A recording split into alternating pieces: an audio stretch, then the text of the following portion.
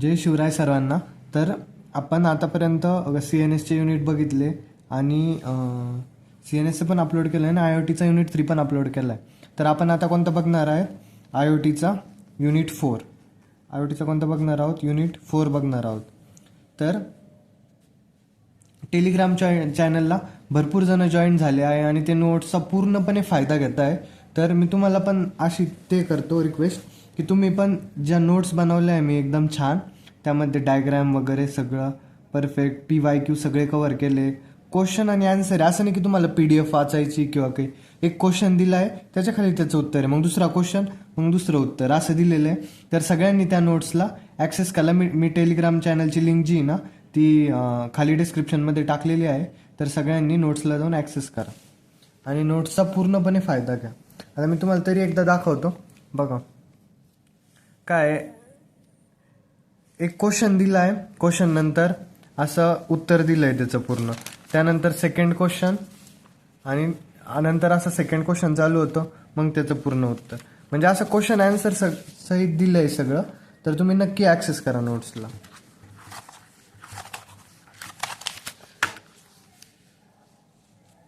आता आपण बघूया पहिला प्रश्न काय आहे. पहिला प्रश्न असा आहे, illustrate different issues with standardisation of IoT protocol.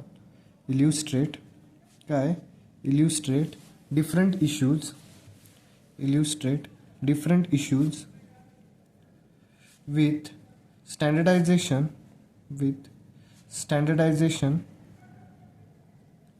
Of IoT protocol, of IoT protocol.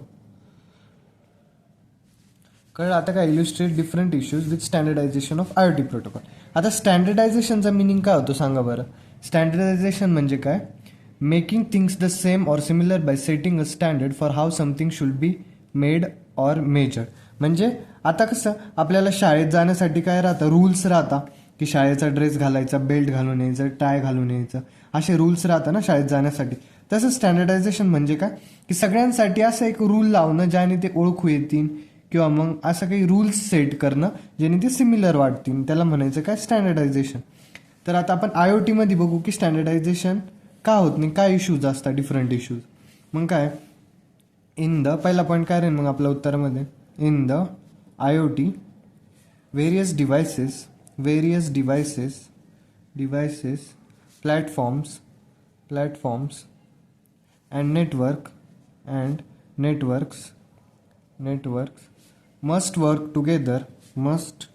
work together seamlessly.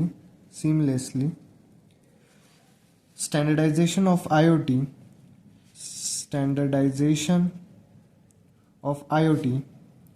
IoT protocols is crucial to ensure interoperability म्हणजे काय की थिंग्सला सेम बनवणं, त्याला म्हणतो आपण इंटरऑपरेबिलिटी. नंतर काय, सिक्युरिटी अँड स्केलेबिलिटी. आता याचा अर्थ काय होतो? In the IoT various devices, platforms and networks. IoTमध्ये काय राहतं? आपले जे डिव्हायसेस राहतात म्हणजे जे असे टेक्निकल डिव्हायसेस, स्मार्ट लाईट असू, स्मार्ट माईक असू वगैरे काही पण असतात, म्हणजे व्हेरियस डिव्हायसेस राहते किंवा प्लॅटफॉर्म्स राहतात, नेटवर्क्स राहतात, त्यांना आपण एकत्र कसं वर्क करून देऊ. स्टँडर्डायझेशन म्हणजे काय? सगळ्यांसाठी असा एक कोणता रूल लावायचा की ज्यांनी ते सेम दिसले पाहिजे किंवा मग सेम काम केलं पाहिजे.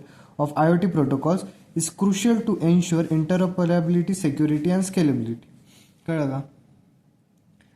त्यांना सगळ्यांना आपल्याला एक ते लावायचे रूल की आपल्याला नंतर, आता याच्या पुढं कळणच तुम्हाला मी काय म्हणतोय नेमकी ते. आता सेकंड पॉईंट काय?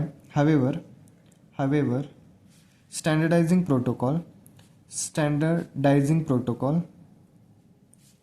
protocols across such a diverse, rapidly evolving ecosystem presents several challenges. However standardising protocols, आता काय आपल्याला एक रूल लावायचा आहे ना सगळ्यांना, की तुम्ही सगळे सेमच कपडे घालून या, तुम्ही सेम टाय घालून या. राहणार तर ते वेगळे वेगळे, पण त्यांनी काय सेम कपडे घातले म्हणजे ते एका शाळेचे वाटतं ना. मग तसं across such a diverse rapidly evolving ecosystem present several challenges. आता आपली इकोसिस्टीम जी आहे म्हणजे आय ओ टीच्या इकोसिस्टीम इतकी वाढतीये, इव्हॉल्विंग आहे, इतकी डेव्हलपमेंट होते आय ओ टीमध्ये. त्या डेव्हलपमेंटमध्ये सगळ्यांना एक रूल लावणं हे शक्य आहे का? हे खूप अवघड चॅलेंज आहे असं म्हणता येते. कळलं का? तर मग आता आपण इश्यूज बघू, काय काय काय काय चॅलेंजेस फेस करावं लागतं सगळ्यांना एकच रूल लावण्यासाठी. मग काय काय बघणार आहोत आपण आता? Issues in standardization of I O T protocols. आता आय ओ टींना एकच रूल लावण्यासाठी काय काय इश्यूज फेस करावे लागतात ते बघणार आहोत आपण. पहिला इश्यूज कोणता आहे? Heterogeneity of devices and platforms.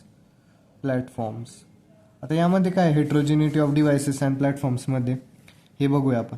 I O T devices vary widely. I O T heterogeneity म्हणजे काय? वेगळे डिव्हायसेस किंवा मग वेगळे प्लॅटफॉर्म्स असतात. आता वेगळे डिव्हायसेस आहे सगळे, वेगळे प्लॅटफॉर्म आहे, तर त्यांना सगळ्यांना एकत्र कसं आणायचं, एक रूल कसा लावायचा ते बघणार आहोत. हे एक चॅलेंज असतं ना आय ओ टी समोर. जर का डिव्हायसेस वेगळे, त्यांचे प्लॅटफॉर्म वेगळ्या प्लॅटफॉर्मवर वर्क करता येते, तर मग त्यांना एकत्र कसं आणू शकतो आपण. मग I O T devices vary widely in terms of hardware. आता हार्डवेअरनी ते वेगळे राहतात, बरोबर. त्यानंतर काय, त्यांची ऑपरेटिंग सिस्टीम वेगळे राहतात आणि प्रत्येकाची कॅपेबिलिटी पण वेगळी राहील. त्यांचे हार्डवेअर वेगळे राहतात डिव्हायसेसचे, ते वेगळ्या ऑपरेटिंग सिस्टमवरती वर्क करतात. हे असे चॅलेंजेस राहतात. आपण यांना एकत्र आणणं हे डिफिकल्ट काम आहे तसं. आणि काय difficult to define one size fits all protocols. कळलं का? एकत्र येणं हे डिफिकल्ट आहे. आता दुसरा पॉईंट काय दुसरं काय प्रॉब्लेम आहेत आपल्याला त्यांना एकत्र आणण्यामध्ये? Too many types of devices. जास्त प्रकारचे डिव्हायसेस असले तर त्यांना एकत्र आणण्यासाठी अजून वेगळे प्रॉब्लेम्स येतात. म्हणजे कसं, I O T is use in many areas like smart homes, hospitals, factories and farms. आता आय ओ टी कुठं यूज करतात? मेनी एरियामध्ये म्हणजे स्मार्ट होम्ससाठी यूज केलं जातं, हॉस्पिटलसाठी, फॅक्टरीजसाठी आणि फार्मसाठी पण यूज केलं जातं. आता ह्या सगळ्यांना एकत्र कनेक्ट करणं अवघड आहे ना. स्मार्ट होम्सच्या हार्डवेअर वेगळं असेल, ऑपरेटिंग सिस्टीम वेगळं असेल, ते वेगळ्या प्लॅटफॉर्मसाठी वर्क करत आहे. हॉस्पिटल वेगळ्या प्लॅटफॉर्मसाठी वर्क करणं आय ओ टी. तर मग यांना एकत्र आणणं डिफिकल्ट असतं. हा एक प्रॉब्लेम येतो त्यांना एकत्र आणण्यासाठी. नंतर काय, हे मी अजून पॉईंट्स लिहिलेले आहे नोट्समध्ये याबद्दल, तर तुम्ही एकदा फक्त वाचून घ्या म्हणजे तुम्हाला कळतील नोट्समधून कसं. नंतर आता तिसरं काय, devices don't always work together.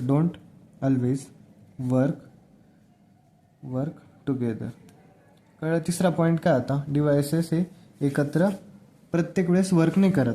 म्हणजे काय, आता devices made by different companies. आता जर का डिव्हायसेस डिफरंट कंपनी बनवले, devices made by different companies often can't talk to each other.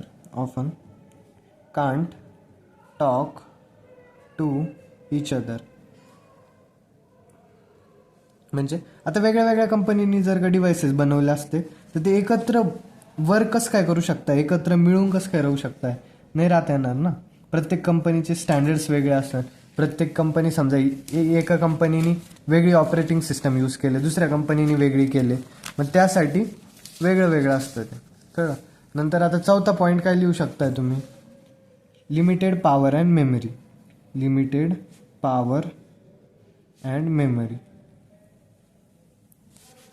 आता हा काय प्रॉब्लेम असतो त्यांना एकत्र आणण्यामध्ये? Many I O T devices are very small. आता काय, many I O T devices are very small and have low battery and memory. त्यांची मेमरी आणि बॅटरी ही लो असते म्हणून हेवी प्रोटोकॉल्स.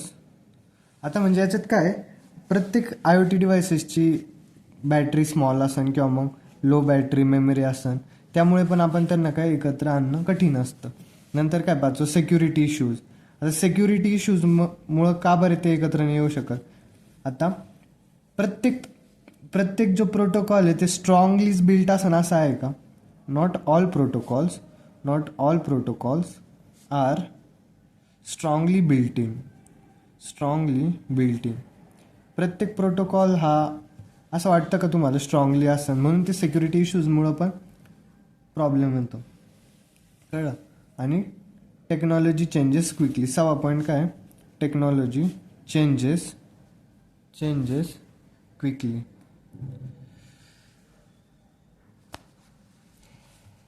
कळलं. आता technology changes quickly. New technologies like 5G and edge computing.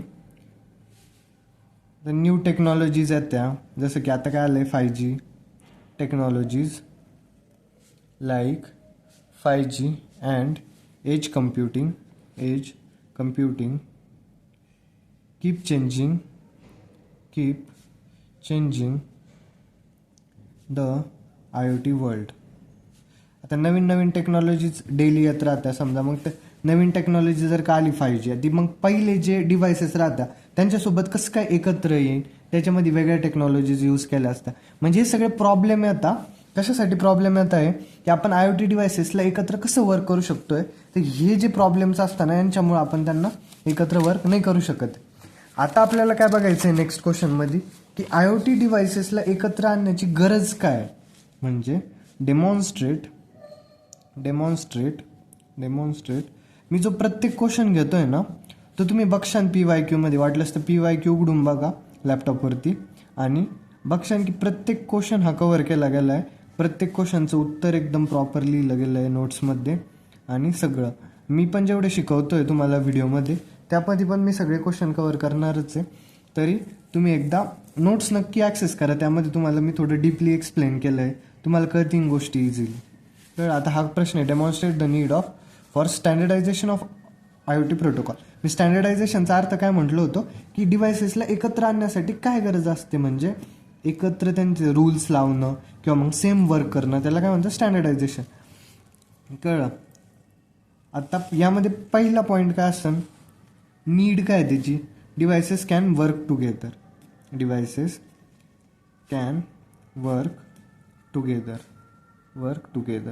यामुळे आपल्याला काय करायचं आहे, त्यांना एकत्र आणायचं. यालाच काय म्हणतो आपण, इंटरोपरॅबिलिटी. मी तुम्हाला म्हटलं होतं ना या शब्दाचा पहिला अर्थ इंटरोपरॅबिलिटी. काय, डिव्हायसेस कॅन वर्क टुगेदर, त्यामुळे त्यांना आपल्याला एकत्र आणायचं. मग पहिला पॉईंट काय लिहिशान याच्यात, व्हाय नीडेड, का बरं लागतं. मग यामध्ये काय लिहिशान, IoT devices are made by different companies. IoT devices are made by different companies. आता एक्झाम्पल काय लिहिशान याच्यात, जसं की स्मार्ट लाईट आहे, त्यांनी कशासोबत वर्क केलं पाहिजे. आणि एक स्मार्ट स्पीकर आहे, बरोबर. स्मार्ट लाईट आहे आणि एक स्मार्ट स्पीकर आहे. तर मग हे जर का हा वेगळ्या ब्रँडचा आहे, समजा याचं काय घेतलं आपण, ब्रँड 1 हा वेगळ्या ब्रँडचा आहे आणि हा ब्रँड 2चा आहे, म्हणजे हा ब्रँड आणि हा ब्रँड वेगळा आहे. ह्या दोन्ही ब्रँड वेगळे, म्हणून आपल्याला स्मार्ट लाईट आणि स्मार्ट स्पीकर तर हे एकाच घरात वापरायचे समजा.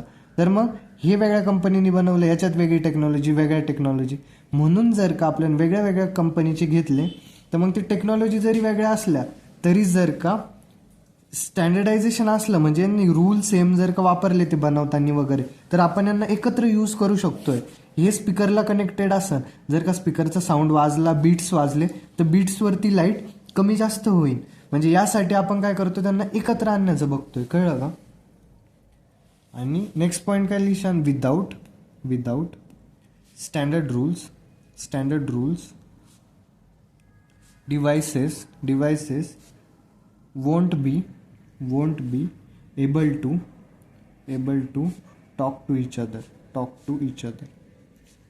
आता टॉक टू इच अदर म्हणजे ते काय बोलणार नाही डायरेक्ट एकमेकांना, पण त्यांचं एक कनेक्शन राहतं किंवा मग सेन्सर्स असतात जे ह्या डिव्हायसेसचं याला कनेक्ट करू शकतं. हे दोन्ही कनेक्टेड राहील. पण त्यांना स्टँडर्ड रूल लावल्याशिवाय ते होणार आहे का? आता समजा आपण एक शाळा खोलली, शाळेमध्ये तुम्हाला दाखवायचं एक 2 विद्यार्थी ह्या एकाच शाळेचे, बरोबर, 2 विद्यार्थी आहे आणि ही शाळा आहे. ते जर का ह्याच शाळेचे वाटायला पाहिजे तर तुम्हाला काय करायला लागेल, त्यांना युनिफॉर्म सेम द्यावा लागेल, त्यांना समजा टाय वगैरे बेल्ट असं शूज सेम द्यावं लागतील, तेव्हा तर वाटेल ना. मग तसंच स्मार्ट लाईट आणि स्मार्ट स्पीकर जर का तुम्हाला एकाच घरातले दाखवायचे असेल तर मग त्यांना रूल्स सेम बनावं लागेल ना, की हे याच्याशी कनेक्टेड आहे, हे याच्याशी असं काहीतरी दाखवावं लागेल, तेव्हाच वाटतील ना. म्हणून आपण काय करतो, स्टँडर्ड रूल लावल्याशिवाय ते तर वाटणार नाही कायचे. कळलं का? आता नेक्स्ट काय, easy to add new devices. Easy to add new devices. आता तुम्ही स्टँडर्ड रूल्स लावल्याने काय होणार आहे, अजून गरज काय त्यांना एकत्र आणण्याची, की जे जे नवीन डिव्हायसेस डेव्हलपमेंट होते, समजा 5G आलं, हे आलं, ते जुन्या डिव्हायसेस सोबत मिसळून जाईल लगेच. त्यामुळं रूल्स लावण्याची आपल्याला गरज आहे. कळलं का? व्हाय नीडेड. आता का बरं लागतं त्यांना काय एकत्र आणायचं? कारण जे नवीन डिव्हायसेस येत आहे, जसं की 5G नवीन टेक्नॉलॉजी आली, ती जुन्या टेक्नॉलॉजी सोबत मिसळून गेली पाहिजे लगेच. जर का एकच रूल असला सगळ्यांना तर ती इझिली मिसळून जाईल. Standard rules make it simple to connect to new devices. कळलं? स्टँडर्ड रूल्स काय करतात, सिम्पल करतात की न्यू डिव्हायसेस इझिली कनेक्ट होते. आणि याचं एक्झाम्पल काय राहील मग, new sensor to your smart home. आपण काय करू शकतोय, न्यू सेन्सर जे आहे ना ते स्मार्ट होममध्ये इझिली फिट करू शकतोय. Smart home system. आता एक स्मार्ट होम सिस्टम आहे, तुम्ही न्यू सेन्सर आणि ते इझिली याच्यामध्ये फिट होऊन जाईल. कळलं? नंतर काय, next point, this saves time and make setup easier. This saves time and make setup easier. यामुळं काय होतं, टाईम वाचतो आपला आणि जे सेटअप राहतं ते इझियर होऊन जातं. नवीन सेन्सर आणलं तुम्ही घरात किंवा नवीन कोणती पण गोष्ट असली तिचं सेटअप इझिली होऊन जातं जुन्या गोष्टींसोबत. कळलं? आता तिसरं काय, बेटर सिक्युरिटी. कळलं? आता बेटर सिक्युरिटीमध्ये काय राहणार आहे, बेटर सिक्युरिटी, आता समजा तुम्ही गोष्टींना रूल्स लावले, ह्या गोष्टी एकत्र आहे तर काय होणार आहे, सिक्युरिटी पण चांगली राहणार आहे. आता तुम्हाला many IoT devices are easy target for hackers. का बरं लागतं आपल्याला, बेटर सिक्युरिटी का द्यायची राहते. मग काय राहतं, many IoT devices are easy targets for hackers. आता जे IoT डिव्हायसेस असतात ते इझी टार्गेट राहतात. तर समजा तुमच्या घरामध्ये कॅमेरा वगैरे लावला आहे, ते हॅकर्स इझिली हॅक करून जातील. त्यामुळे प्रत्येक गोष्टीला जर का रूल्स असले, आता जसं की तुम्ही एखाद्या गोष्टीला, प्रत्येक जी गोष्ट आहे तुमच्या घरात IoT वाली, स्पीकर असो किंवा मग कॅमेरा असो, काही असो, त्यांच्यासाठी जर काही एक रूल असला की त्यांचे सिक्युरिटी फीचर्स जे असतील, बरोबर, सिक्युरिटी फीचर्स त्यांचं एन्क्रिप्शन ऑथेंटिकेशन हे जर का चांगलं असतं, एका रूल्समध्ये तुम्ही त्यांना लावलं, सिक्युरिटी फीचर चांगले लावले, एन्क्रिप्शन ऑथेंटिकेशन, तर तुमची काय होणार आहे, बेटर सिक्युरिटी होणार आहे. कळलं? यामुळं फायदा काय होतो, दिस कीप्स युजर डेटा सेफ. यामुळं काय राहतो, युजर डेटा सेफ राहतो. कळलं का? आता काय,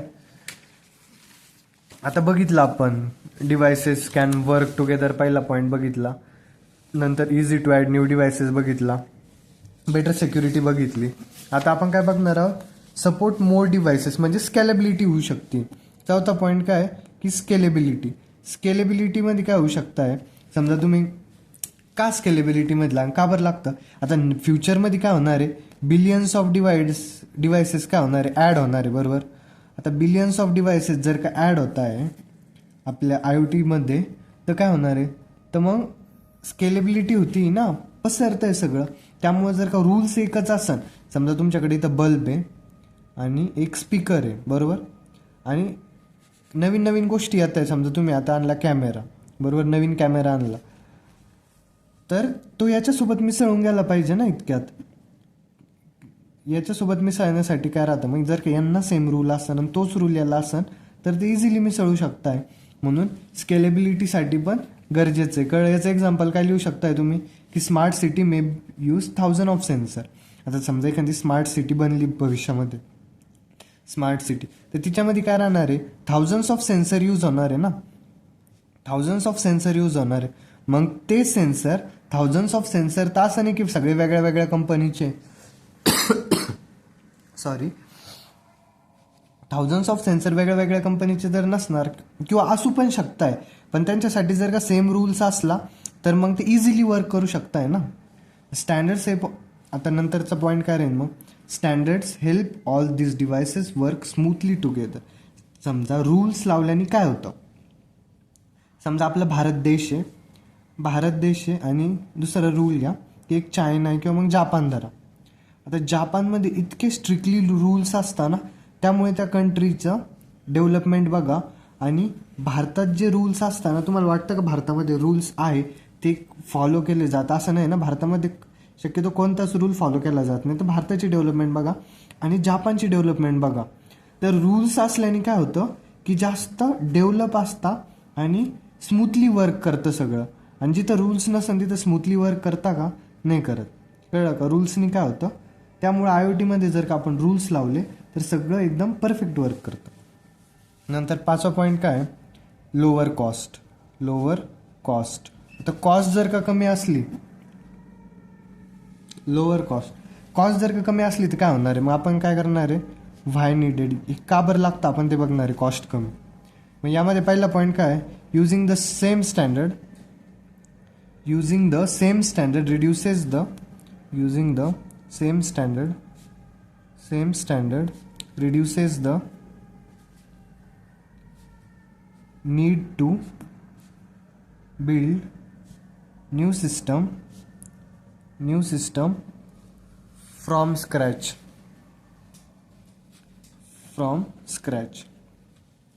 आता काय, using the same standard reduces the need to build new system from scratch. आता समजा बघा, तुम्ही जर का नवीन सिस्टम आहे, नवीन टेक्नॉलॉजी आणल्या तर प्रत्येक गोष्टीसाठी प्राईस पण जास्त लागणार आहे. तर कॉस्ट कमी लागण्यासाठी आपण काय करतो, समजा रूल सेम असेल, जर का तुम्हाला माहिती आहे याच्यात हे लागणार त्याच्यात ते लागणार आहे, तर कॉस्ट कमीच लागणार आहे ना. प्रत्येक कंपनीकडे ते अवेलेबल राहणार. तुम्ही जर का नवीन रूल्स लावले प्रत्येक कंपनीने वेगळे, तर ते एकत्र वर्क पण नाही करू शकत आणि कॉस्ट पण हायर लागेल. कळलं? हे सगळं एकदम भारीमध्ये एक्सप्लेन केलं आहे मी तुम्हाला, आणि नोट्समध्ये अजून छान लिहिलं आहे. आता यानंतर मी तुम्हाला काय एक्सप्लेन करणार आहे, डिफरन्स बिटवीन. आता डिफरन्स बिटवीन कशात बघायचं आपल्याला, RFID आणि स्कॅडा. आता RFID आणि स्कॅडामध्ये काय डिफरन्स आहे ते बघणार आहोत. पहिला पॉईंट काय, आता आपण PYQ पडतो, यूज टू आयडेंटिफाय. आता RFID म्हणजे बघा, ते गाड्यांवरती जे टॅग लावतो ना आपण, कशासाठी, टोल नाक्यांवरती, ते ऑटोमॅटिकली स्कॅन होतं बघा. आजकाल नवीन सिस्टम आली, ते RFID वरती वर्क करतं. Use to identify and track objects using radio वेव्सच्या मदतीने आपण काय करू शकतो, ते ऑब्जेक्ट ट्रॅक करू शकतोय. ते गाडीवरती जी काय करतं, रेडिओ वेव्स फॉल होता आणि ते स्कॅन झाल्यानंतर लगेच कळतं की गाडी कोणाची वगैरे. कळलं का? आणि स्कॅडामध्ये काय असतं, use to monitor and control industrial systems. SCADA कशासाठी यूज होतं, use to monitor and control industrial systems remotely. आता ज्यांनी माझा ना युनिट 3 बघितला आहे ना, त्यांना लगेच कळणार RFID आणि स्कॅडा काय, कारण युनिट 3मध्ये पण हे 2 पॉईंट होते. तर मी तुम्हाला एकदम चांगलं एक्सप्लेन करतो. आता बघा, use to monitor and control industrial systems remotely. कशासाठी यूज होतं स्कॅडा, की इंडस्ट्रियल ज्या सिस्टम्स ज्या राहतात ना त्यांना मॉनिटर करण्यासाठी, रिमोटली कंट्रोल करण्यासाठी स्कॅडाचा वापर केला जातो. आता दुसरा पॉईंट काय, हे कुठे यूज होतं RFID, मेनली सप्लाय चेनमध्ये यूज होतं.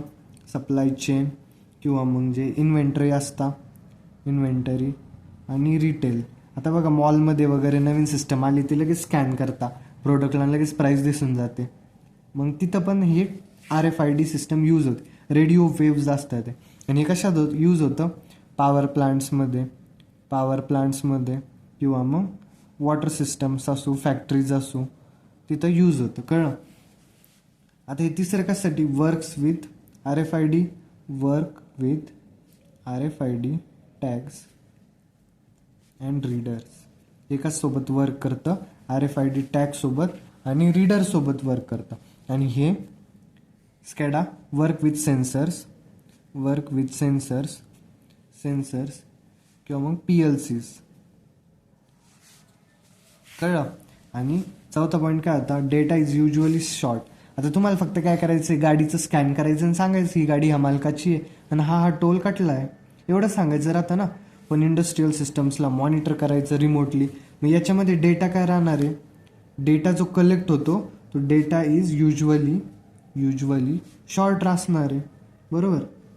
आणि इकडे काय होतं, इथला जो डेटा असणार आहे तो काय छोटा असणार आहे, इथं थोडा डेटा जास्त असणार आहे. मग collect and processes real time data. आता जे इंडस्ट्रीमध्ये मॉनिटर करते सिस्टम, म्हणजे लक्ष ठेवून आहे पूर्ण इंडस्ट्रीवरती, ते रिअल टाईम डेटाच कलेक्ट करणार आहे. And decision making data for control and decision making. इथला डेटा थोडा जास्तच असणार आहे, बरोबर, RFID पेक्षा. इथं काय आहे, इथं कंट्रोल फंक्शन असतं, इथं तरी कंट्रोल करणं आहे, पण इथं कंट्रोल फंक्शन आहे का, नो कंट्रोल फंक्शन. इथं काय होतं, फक्त कंट्रोल होतं का नाही आपल्याला फक्त आयडेंटिफाय करायचं ऑब्जेक्टला, बरोबर. इथं म्हणून कंट्रोल फंक्शन नाही, इथं फक्त आयडेंटिफिकेशन आहे. आणि इथं काय, मग इथं कंट्रोल फंक्शन लागतं, म्हणजे इन्क्ल्यूड्स कंट्रोल अँड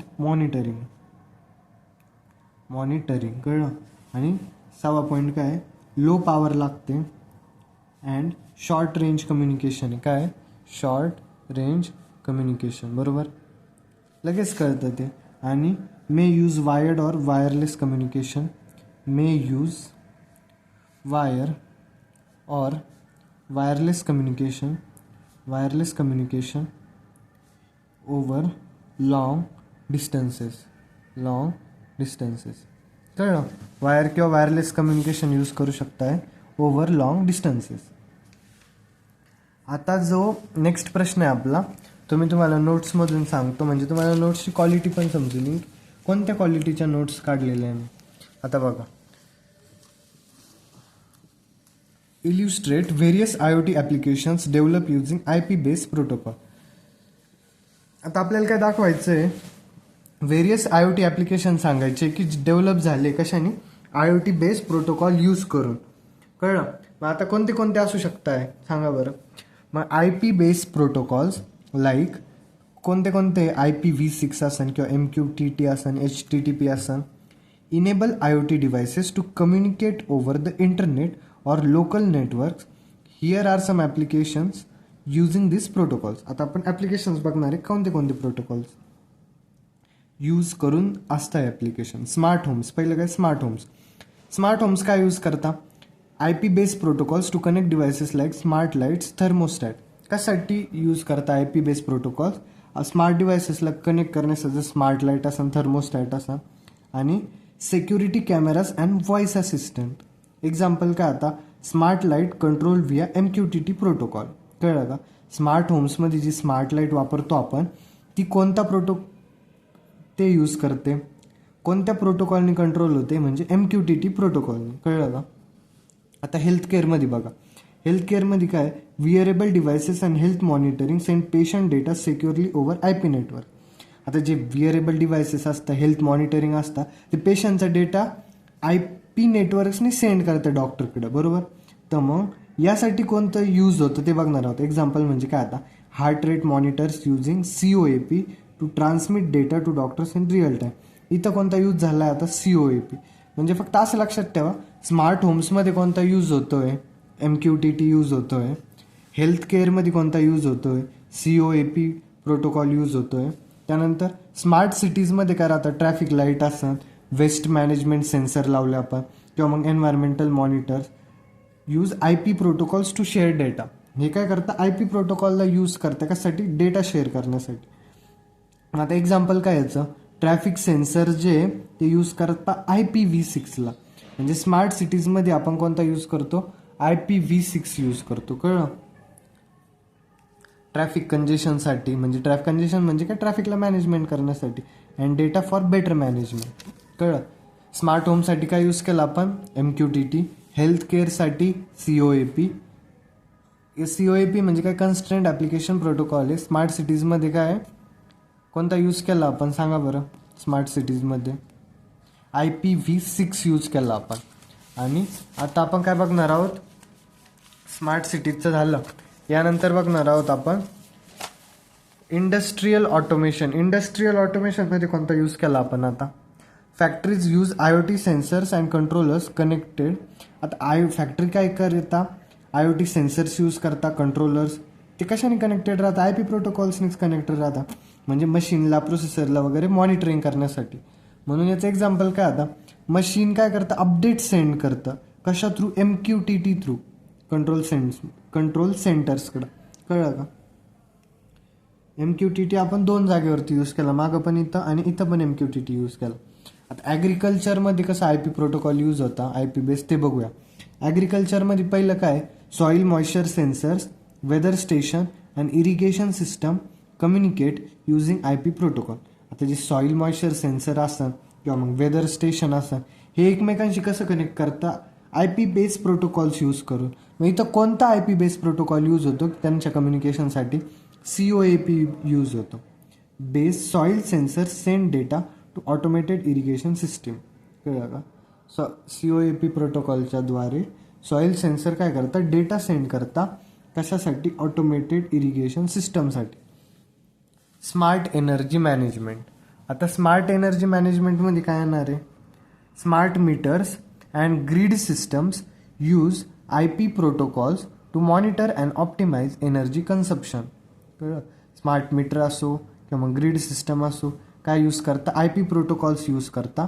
कशासाठी, monitor and optimise energy consumption करण्यासाठी. मॉनिटर करायचं आणि एनर्जी कन्झम्पशनला ऑप्टिमाइज करायचं. एक्झाम्पल काय, स्मार्ट मीटर्स जे राहतं ते send energy usage data over IPv6 to utility companies. Smart meter काय करतात, डेटा सेंड करतं IPv6 द्वारे कंपनीजला, की मीटर असं असं रिडिंग आली किंवा मग हे कळलं. कन्क्ल्युजनमध्ये काय, IP based protocols are the backbones of many IoT applications enabling devices to communicate efficiently. Backbones आहे मेनी IoT ॲप्लिकेशन्सचे. IP बेस्ड प्रोटोकॉल्स काय आहे, बॅकबोन्स आहे मेनी IoT ॲप्लिकेशनचे, जे काय करतं, इनेबल करता डिव्हायसेसला इफिशियंटली सेक्युअरली कम्युनिकेट करण्यासाठी. लॉंग डिस्टन्स असो किंवा मग होम, हेल्थकेअर, सिटीजमध्ये इफिशियंटली वर्क करता, ते कम्युनिकेट करता. त्यासाठी हे IP बेस्ड प्रोटोकॉल्स यूज होतात. कळलं का. आता यानंतरचा जो नेक्स्ट क्वेश्चन आहे आपला, तो काय आहे, नेक्स्ट क्वेश्चन आहे, show with suitable reasons why Zigbee is more popular than wifi and Bluetooth in IoT. आता Zigbee का मोर पॉप्युलर आहे वायफाय यांच्यापर्यंत, ते बघणार आहोत आपण. आता लो पॉवर, Zigbee डिव्हायसेस काय करता, लेस पॉवर यूज करतं वायफाय आणि ब्लूटूथपेक्षा. म्हणून ते काय मोर सुटेबल आहे, Zigbee यूज करणं चांगलं असतं. का बरं, की ते लो पॉवर आहे. Zigbee डिव्हायसेस लेस पॉवर यूज करतं. वायफाय आणि ब्लूटूथला थोडी जास्त पॉवर लागते. म्हणून Zigbeeच्या जे बॅटरीज असतात ते लास्ट लॉंगर करतात. कळलं का, जास्त चालतात. मेश नेटवर्किंग म्हणजे काय, Zigbee सपोर्ट्स मेश नेटवर्क. म्हणजे प्रत्येक जे डिव्हायसेस राहतं ते प्रत्येक दुसऱ्या डिव्हायसेसला कनेक्ट राहतं. म्हणून Zigbee आपण जास्त वापरतो. Allows devices to communicate through multiple path, increasing reliability and range. Wifi and Bluetooth mostly use point to point connection. आता असतो ठीक आहे, वायफाय ब्लूटूथ जे असतं ते मेश नेटवर्क असते. काय वायफाय समजा थोड्या लोकांना कनेक्ट असतं, ब्लूटूथ पण दोघा तिघांमध्ये असं. आणि Zigbee काय करतं, मेश नेटवर्क, प्रत्येक जो डिव्हाइसेस आहे तो प्रत्येक दुसऱ्या डिव्हाइसला कनेक्ट असतो. म्हणून आपण काय करतो, मेश नेटवर्कमुळे Zigbeeला सपोर्ट करतो. Better scalability, Zigbee networks can support thousands of devices. Zigbee network काय थाउजंड्स ऑफ डिव्हाइसेसला सपोर्ट करतं. पण ब्लूटूथ आणि वायफाय जे राहतं ते लिमिटेड डिव्हाइस कनेक्शन राहतं ना त्यांचं. म्हणून आपण Zigbeeला सपोर्ट करतो बेटर स्केलेबिलिटीमुळं. Zigbee हे काय कॉस्ट इफेक्टिव्ह आहे. Zigbee मॉड्यूल्स जे असतात ते स्वस्त असतात, चिपर असतात अँड सिम्पलर असतं इम्प्लिमेंट करण्यासाठी. वायफाय वगैरे काय असतात थोडेसे कॉस्टली असतात, एक्सपेन्सिव्ह असतं. कळलं. Design for IoT, Zigbee is specially design for the IoT application with low data rates and small message size.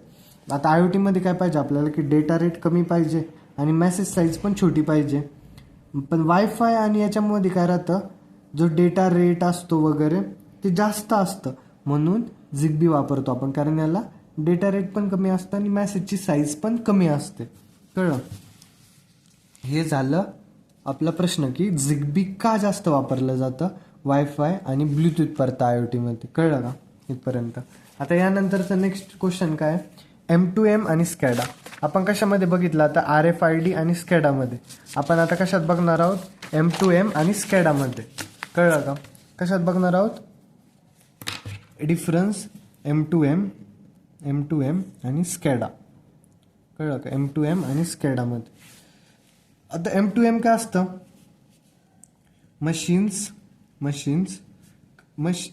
To machine असतं ते. मशीन्स कम्युनिकेट ऑटोमॅटिकली मशीन्स काय करतात, ऑटोमॅटिकली कम्युनिकेट करतात. आणि स्कॅडामध्ये काय राहतं, ऑटोमॅटिक असतं काय, मॉनिटर आणि कंट्रोल इंडस्ट्रीयल प्रोसेस. आपण मागच बघितलं स्कॅडाचं, monitor and control industrial process ज्या असतात त्यांना मॉनिटर करतं, कंट्रोल करतं. कळलं का? Industrial process. आता नेक्स्ट काय, आता दुसरं, use in smart metres. M2M कशासाठी यूज होतं, यूज इन स्मार्ट मीटर्स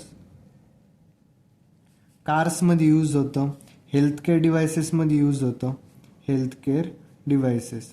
आणि स्कॅडा कशात यूज होतं सांगा बरं. आपण पहिल्यांदाच बघितलं, यूज इन फॅक्टरीजमध्ये यूज होतं, पॉवर प्लांट्समध्ये यूज होतं, पॉवर प्लांट्स. कळलं? आता नंतर काय, यांचं जे कम्युनिकेशन असतं M2चं ते कशाद्वारे चालतं, सेल्युलार, वायफाय आणि इंटरनेट प्रोटोकॉल्स याद्वारे काय चालतं, यांचं कम्युनिकेशन चालतं. आणि इकडे तिसरा पॉईंट काय, कशा थ्रू चालतं, इकडं कम्युनिकेशन वायर्ड पण असू शकतंय किंवा मग वायरलेस पण असू शकतंय विथ इंडस्ट्रीयल प्रोटोकॉल्स.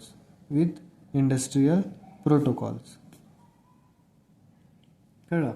आता इकडे डेटा टाईप काय असतं, डेटा टाईप जे असतं ते स्मॉल असतं, हे स्मॉल. कळलं?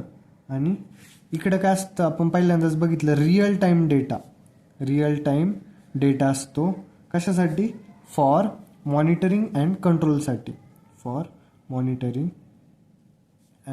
कंट्रोलसाठी. म्हणून इथं डेटा हा थोडासा जास्त असणार आहे, इथं डेटा काय असतो, स्मॉल असतो. कळलं? आणि पाचवं काय, इथं मोस्टली कंट्रोल जे असतं ते काय असतं, मोस्टली ऑटोमॅटिक असतं मशीन्समध्ये, mostly automatic between machines. Mostly काय राहतं, ऑटोमॅटिक राहतं मशीनमध्ये. आणि इथं काय राहतं, include operator control and automation. Includes operator control and automation. कळलं का? हे काय इन्क्लूड करतं, ऑपरेटर कंट्रोल आणि ऑटोमेशन यूज करतं. आणि नंतर आता 6वा पॉईंट काय याच्यामध्ये, प्रोटोकॉल कॉम्प्लेक्सिटी काय असं ना, आता सांगा बरं. Simple device to device communication. याचं काय, प्रोटोकॉल कॉम्प्लेक्स सिम्पल एकदम, आणि काय डिव्हाइस टू डिव्हाइस कम्युनिकेशन आहे. मशीन टू मशीन म्हणजे काय, डिव्हाइस टू डिव्हाइस. कळलं का? Device to device communication. मी जे हे डिफरन्स बिटवीन आहे ना, त्यात पण एकदम सोपे पॉईंट काढले तुमच्यासाठी. आणि इकडे काय असणार आहे मग, प्रोटोकॉल कॉम्प्लेक्सिटी हे थोडंसं कॉम्प्लेक्स असणार. इकडलं काय होतं, सिम्पल होतं, तर हे काय असणार आहे, कॉम्प्लेक्स. आणि support supervision and control. Supervision and control. कळलं? आता M2M आणि स्कॅडामध्ये काय डिफरन्स आहे वापस एकदा बघून घ्या. जर नसेल कळलं तर वापस एकदा रिपीट करून बघा व्हिडिओ थोडासा मागं, वापस एकदा नक्की कळून जाईल तुम्हाला. आता आपण नेक्स्ट क्वेश्चन कोणता बघणार आहोत, show the use of. Question काय आता, show the use of. Question आहे, show the use of LoRa protocol. LoRa आहे बरं का ते, LORA. protocol in the smart irrigation system development. Smart irrigation system development. आपल्याला काय करायचं आहे, use of LoRa protocol in the smart irrigation system development. आता आपल्याला काय स्मार्ट इरिगेशन सिस्टमला डेव्हलप करायचं, म्हणजे स्मार्ट इरिगेशन सिस्टम बनवायची. त्यामध्ये लोराचा काय यूज आहे ते सांगायचं आपल्याला. कशाचा? LORA, लोरा प्रोटोकॉलचा काय यूज आहे ते सांगायचं. मग पहिला काय, लोरा म्हणजे काय सांगा बरं. लोरा म्हणजे काय? Long range communication. पहिलं काय? Long range communication. Long range communication असतं त्याचं, म्हणून त्याचं नाव काय पडलं? LoRa protocol. आता लॉंग रेंज आपल्याला काय करायचं आहे, लोरा प्रोटोकॉलचा यूज सांगायचं. मग त्याचं काय, लॉंग रेंज कम्युनिकेशन आहे ते. मग यामध्ये काय लिहिशा, LoRa enables communication over several kilometres ideal for farms spread over large areas.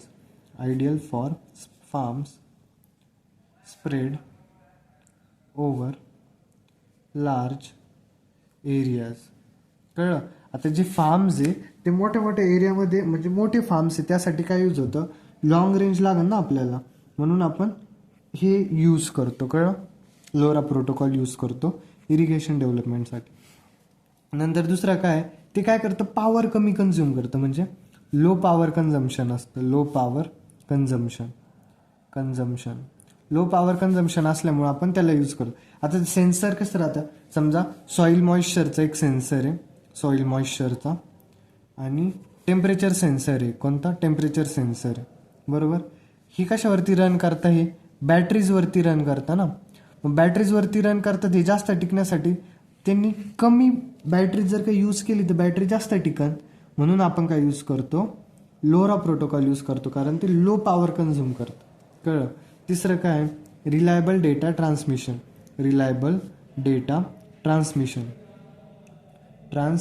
बरोबर, रिलायबल डेटा ट्रान्समिशन. आता रिलायबल डेटा ट्रान्समिशनमध्ये काय होतं, रिलायबल म्हणजे काय, विश्वास पाहिजे एक. आता मग LoRa provides reliable transmission of data even in remote or harsh environment. म्हणजे जर का एन्व्हायरमेंट खराब जरी असलं, कोणतं, हार्श एन्व्हायरमेंट जरी असलं, खराब एन्व्हायरमेंट, त्यामध्ये पण हे काय करतं, डेटा पोचवतं दुसऱ्यापर्यंत. कळलं का? त्यामुळे आपण काय यूज करतो, लोरा प्रोटोकॉल यूज करतो. आता रिअल टाईम मॉनिटरिंग. चौथं काय, रिअल टाईम मॉनिटरिंग. आता रिअल टाईम मॉनिटरिंगमध्ये काय लिहिणार आहे तुम्ही, farmers can receive real time data on soil moisture. आता फार्मर्सला सॉईल मॉइश्चरवरती काय भेटलं पाहिजे, रिअल टाईम डेटा भेटला पाहिजे ना, की सॉईल ही समजा तिला पाण्याची गरज आहे का नाही हे कळण्यासाठी रिअल टाईम डेटा भेटला तरच फार्मर काय करणार आहे, पाणी चालू करायचं की बंद ठेवायचं हे कळत. म्हणून real time monitoring LoRa protocol आपल्याला प्रोव्हाइड करतं. आणि पाचवं काय, कॉस्ट इफेक्टिव्ह आहे. ते कळलं?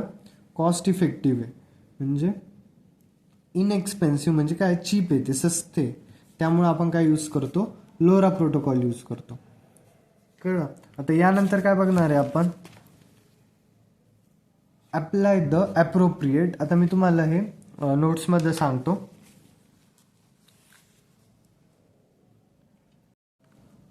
IoT protocol MQTT. तर MQTT is a light weight publish subscribe messaging protocol. MQTT काय, एक लाईट वेट आहे, पब्लिश सबस्क्राईब मेसेजिंग प्रोटोकॉल आहे. कळलं? It is widely use in IoT application. तो जास्तीत जास्त कुठे यूज केला जातो, IoT ॲप्लिकेशन्समध्ये, जिथं devices need to send sensor data to a server cloud efficiently. म्हणजे जिथं डिव्हायसेस नीड टू सेंड, ज्या डिव्हाइस म्हणजे सेन्सर डेटा जो आहे तो कुठं सेंड करायला लागतो, क्लाउडला किंवा सर्व्हरला सेंड करायला लागतो, तिथं आपण कोणतं, MQTT जास्त वापरतो. कळलं? Works well in low bandwidth high latency environment. हा कुठं चांगलं काम करतो, जिथं लो बँडविथ असतं, high latency environment, like farms, rural एरियाजमध्ये वापरू शकतो आपण याला. कळलं? आता याचं स्मार्ट इरिगेशन सिस्टीममध्ये काय काम असतं, ॲप्लिकेशन बघणार आहोत. स्मार्ट इरिगेशन सिस्टीममध्ये आपण MQTTचा कसा उपयोग करतो ते बघणार आहोत. मग सेन्सर सॉईल मॉइश्चर सेन्सर असता, टेम्परेचर सेन्सर असता, ह्युमिडिटी सेन्सर असता. हे कुठं आपण फील्डमध्ये समजा प्लेस केले, कुठं फार्ममध्ये प्लेस केले.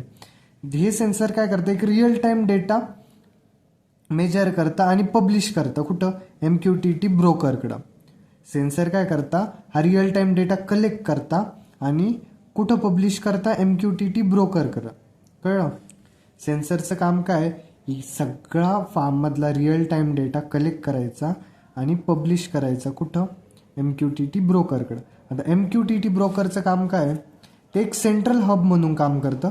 ते काय करतं, डेटा रिसिव्ह करतं सेन्सरकडून आणि फॉरवर्ड कुठं करतं, सबस्क्रायबरकडं. कळलं.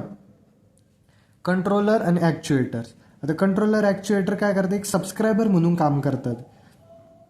अ microcontroller connected to the irrigation pump subscribe to the sensor data. आता जे सेन्सरनी जो डेटा पाठवला कुठं, MQTT ब्रोकरकडं, आणि MQTT ब्रोकरनी कोणाकडं पाठवला, कंट्रोल किंवा ॲक्च्युएटरकडं. मग म्हणजे मायक्रो कंट्रोलर्स राहता इरिगेशन पंपला कनेक्टेड, ते काय एक सबस्क्रायबर म्हणून काम करतं. आता समजा मी कोण आहे, पब्लिश करणार आहे, मग मी कोण झालो, सेन्सर, बरोबर. आणि यूट्यूब काय झालं, आपल्यामधलं एक ब्रोकर झालं यूट्यूब. आणि तुम्ही कोण आहे, माझे सबस्क्रायबर आहात. ते सबस्क्रायबर आहात म्हणजे तुम्ही कोण झाले, कंट्रोल किंवा ॲक्च्युएटर. आता मी जो डेटा किंवा मग मी हा व्हिडिओ तुमच्याकडे पाठवतोय, सेन्सर्सनी काय केला, डेटा पाठवला, म्हणजे मी तुमच्याकडे डेटा पाठवला. तो कोणाकडे गेला, MQTT ब्रोकरकडं. आता मग मी जो डेटा पाठवला तो यूट्यूबकडे जाईल. यूट्यूबकडे गेला तर यूट्यूब काय करेन, कोणाला पाठवीन, सबस्क्रायबरला, म्हणजे तुम्हाला पाठवीन, म्हणजे कंट्रोलरला, ॲक्च्युएटरला पाठवीन. आणि तुम्ही तो बघशाल. असं म्हणजे बेस ऑन थ्रेशोल्ड व्हॅल्यू ते काम करतात. ॲक्च्युएटर्स म्हणजे काय, जे ॲक्शन घेतं. जर का थ्रेशोल्ड व्हॅल्यूज म्हणजे काय, चेंज दिसला याला व्हॅल्यूमध्ये. मॉइश्चर जर का हाय असेल किंवा लो असेल तर पाणी सोडायला लागेल ना शेतामध्ये. मग शेतामध्ये पाणी चालू करायचं असेल तर मग ते मॉइश्चर थ्रेशोल्ड म्हणजे जर का चेंज दिसला, समजा जमीन ओली आहे किंवा जास्त सुकी पडली आहे, त्यानुसार आपण पाणी सोडू शेताला. त्याचं काम कोण करतं, ॲक्च्युएटर काम करतं. कळलं. आता यानंतर काय बघणार आहोत आपण, क्लाउड आणि मोबाईल ॲपचं काय असतं. आता क्लाउड आणि मोबाईल ॲप काय, farmer can monitor soil conditions and irrigation status through a mobile app. म्हणजे मोबाईल ॲपवरून ते मॅनेज करू शकताय की पाणी सोडायचं की नाही. आता त्यांच्याकडे डेटा इन मॉइश्चरचा, की जमीन ओली आहे किंवा मग जास्त सुकी पडली आहे, तो डेटानुसार मग ते ॲनालाइज करतील आणि पाणी सोडायचं की नाही हा निर्णय ते ॲपवरनं घेऊ शकताय. कळलं. They can also manually control the irrigation system remotely. ती सिस्टम जी आहे ती रिमोटली पण कंट्रोल करू शकताय. ॲडव्हान्टेजेस काय MQTTचे स्मार्ट इरिगेशन सिस्टममध्ये, MQTT हे लो पॉवर कन्झ्युम करतं, रिलायबल कम्युनिकेशन आहे. जिथं पुअर कनेक्टिव्हिटी एरियाज असेल ना, म्हणजे कनेक्शन थोडंसं प्रॉब्लेमॅटिक असेल तिथं सुद्धा हे काम करतं. आणि स्केलेबल आहे, म्हणजे मल्टिपल फील्ड्सला, फार्मर्सला कनेक्ट करू शकतं. ते कळलं. याची डायग्रॅम बघा.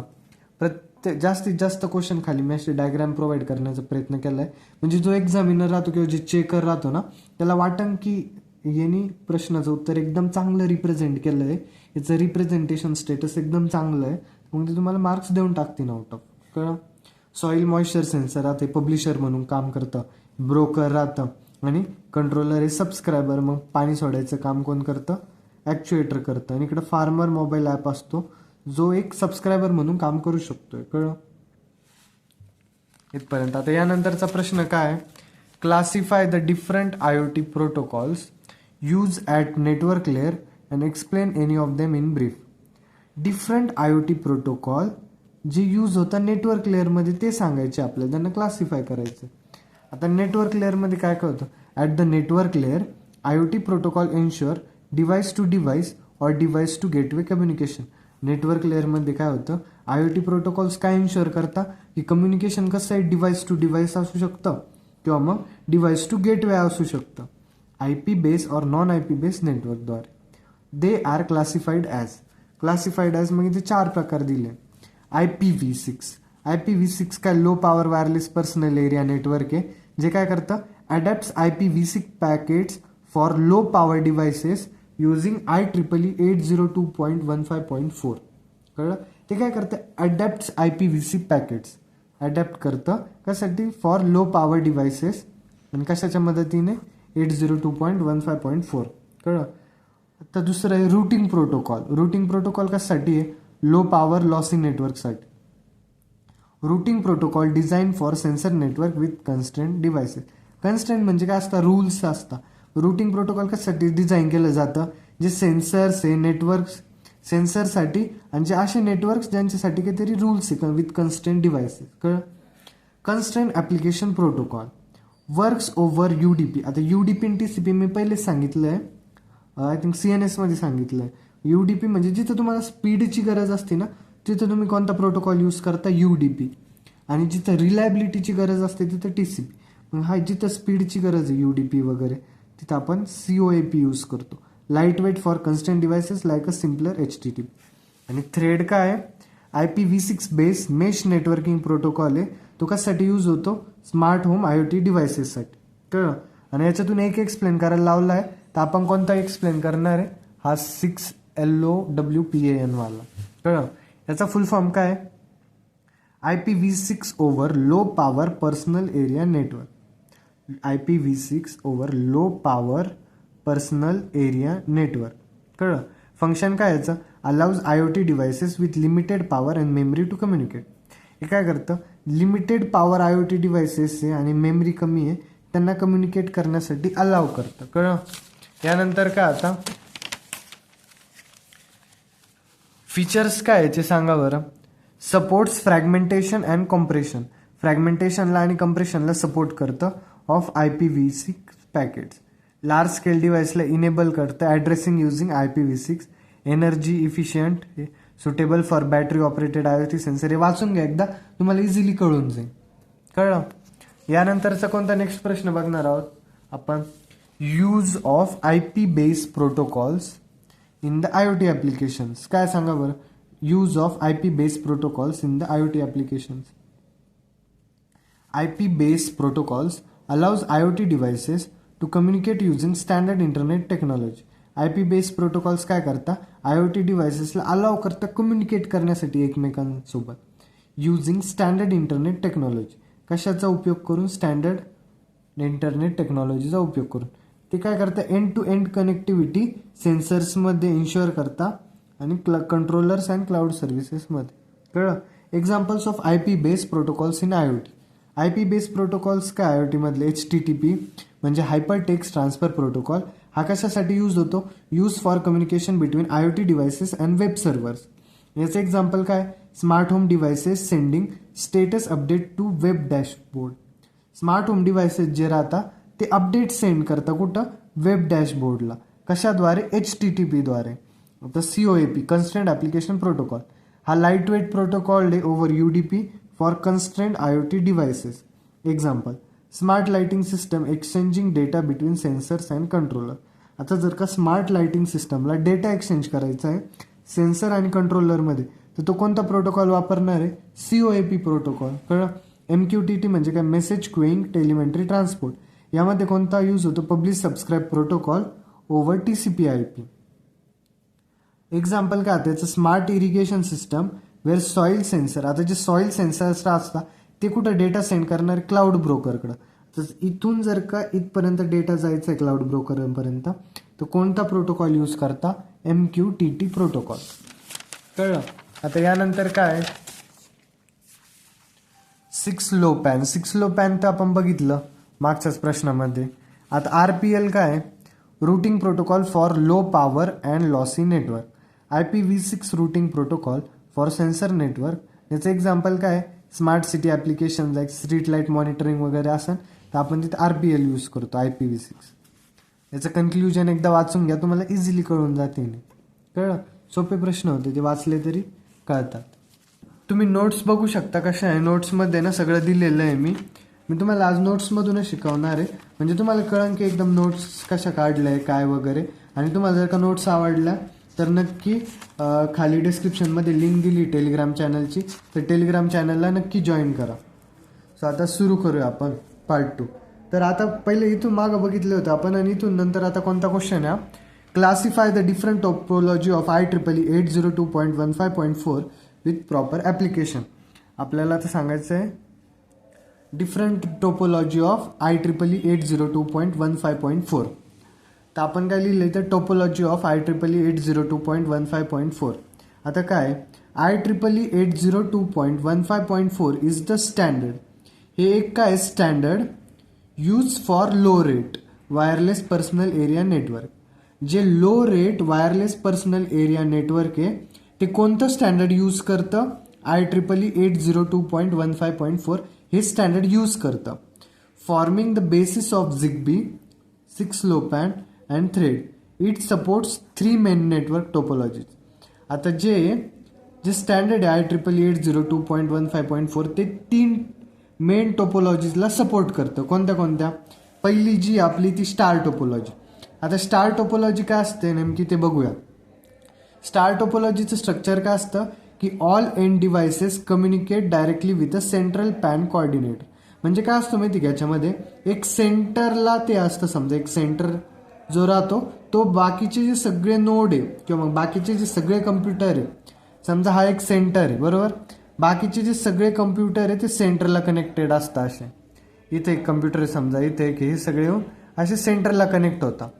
त्याला काय म्हणतो आपण? Star topology. त्याचं ॲडव्हान्टेजेस काय?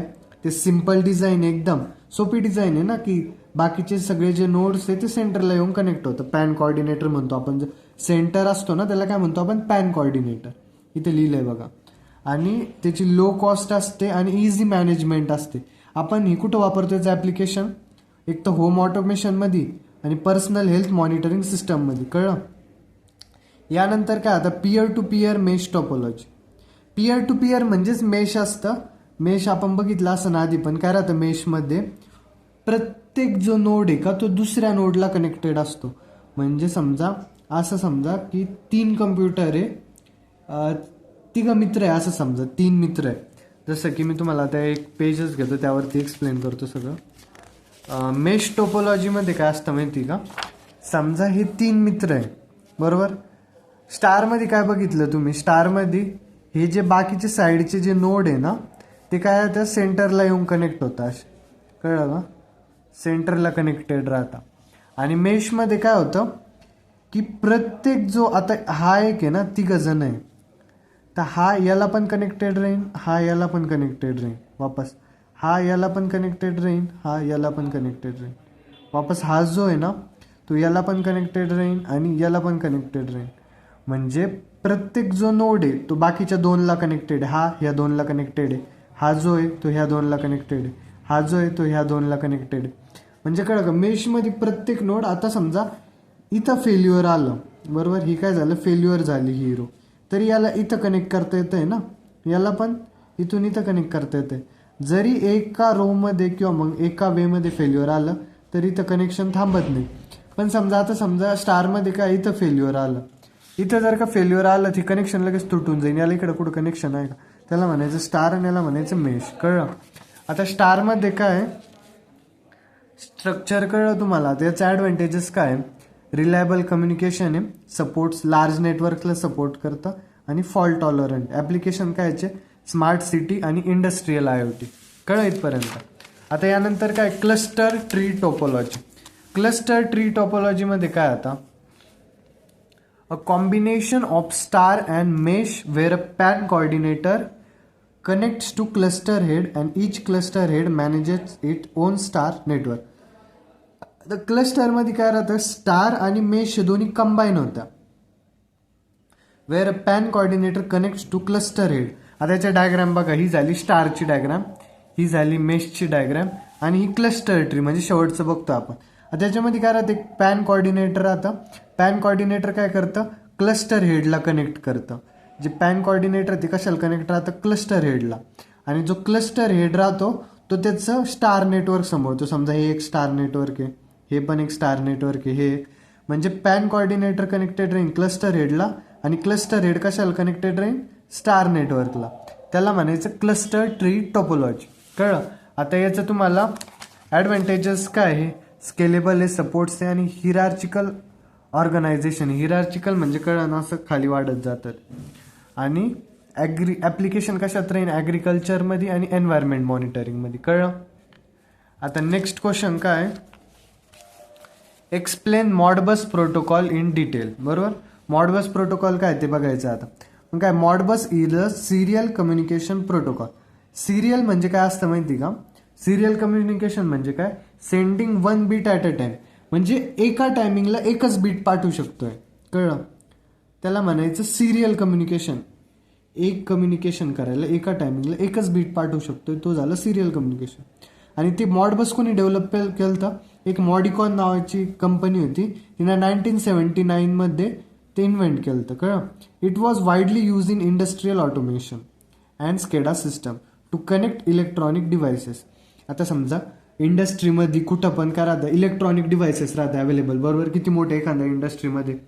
आता ते इलेक्ट्रॉनिक डिव्हायसेसला एकामेकांशी कनेक्ट करायला कोण मदत करतं, मॉडबस मदत करतो, म्हणजे कळलं का.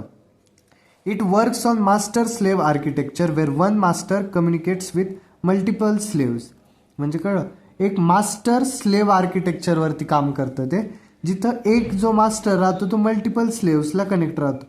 आता समजा की एका क्लासमध्ये जो शिकवणारा सर असतो त्याला आपण मास्टर म्हणलं, आणि एक स्लेव्ह म्हणजे आपण मुलं झालो सगळे, बरोबर. आणि जो मास्टर जो आहे तो एकच असतो, पण तो बाकीच्या सगळ्या विद्यार्थ्यांशी कनेक्टेड राहतो ना, म्हणजे एक मास्टर किती पण स्लेव्सला कनेक्ट असू शकतोय, कळलं इथपर्यंत. आता याचे की फीचर्स काय, open and royalty free protocol, म्हणजे काय माहिती का, हा फ्री प्रोटोकॉल मॉडबस एका यूज करण्यासाठी फ्री आहे सगळ्यांसाठी. आणि simple, robust and easy to implement. Robust म्हणजे काय, आता समजा एखादं रफ एन्व्हायरमेंट आहे कुठं पण, जिथं एन्व्हायरमेंट कंडिशन थोडी खराब आहे, तिथं पण हे मॉडबस वर्क करू शकतंय, त्याला म्हणजे सिम्पल, रोबस्ट आणि इझी टू इम्प्लिमेंट आहे. Works over serial lines and TCP/IP. Serial लाईनवरती वर्क करतं, TCP/IP प्रोटोकॉल यूज करतं.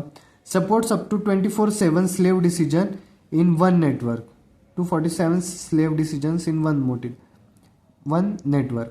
Common in PLCs. आता याचे एक्झाम्पल काय, PLCs, सेन्सर्स, ॲक्च्युएटर्स आणि स्कॅडा सिस्टम्स. खरं आता वर्किंगमध्ये काय येणार आहे, मास्टर डिव्हाइस. आता याच्यामध्ये कसं राहतं माहिती का, आज समजा की हा एक काय झालं मास्टर डिव्हाइस आहे, हा एक झाला मास्टर, बरोबर.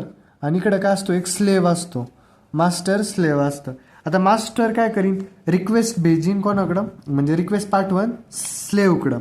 स्लेव्ह काय करीन, ही रिक्वेस्ट कशाच्या फॉर्ममध्ये जाते माहिती का, एक तर इथं फंक्शन कोड पाठवतो आपण, फंक्शन कोड असतं, किंवा मग काय असतं शकतंय, मेमरी ॲड्रेस असू शकतोय, मेमरी ॲड्रेसच्या फॉर्ममध्ये ही रिक्वेस्ट जाती स्लेव्हकडं, बरोबर.